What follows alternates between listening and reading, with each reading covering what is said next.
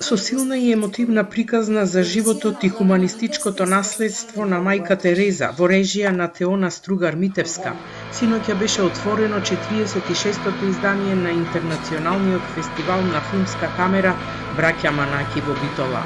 Филмот Мајка, кој е дел од официјалната конкуренција, представува поинакво остварување од досегашните проекти на Митевска. Во овој филм имав само доверба да ги поместам границите, рече таа.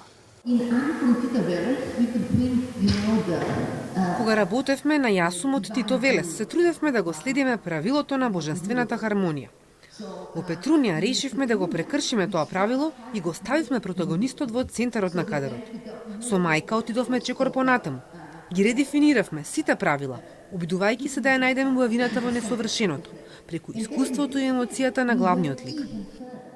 Во главните улоги настапуваат Номи Рапас и Силвија Хукс заедно со Никола Ристановски, Лабина Митевска и актери од регионот. Визуелниот израз на филмот е дело на белгиската кинематограферка Виржини Сен Мартан, која со Митевска има долга соработка. За разлика од првиот наш заеднички филм, Јасумот Тито Велес, кој беше статичен, овде имавме динамика и впечатлив лик. Мајка Тереза. Станува збор за 7 дена во нејзиниот живот, во кои таа донесува клучни одлуки. На свеченото отворање турскиот режисер Семи Капланоглу ја доби наградата Златна камера 300 за особен придонес во светската кинематографија. Ја посветувам оваа награда на режисерката и фотографка Фатима Хасуна, која беше убиена од израелските сили. Ја посветувам во нејзино име на децата, жените и сите невини цивили во Газа кои се жртви на геноцидот.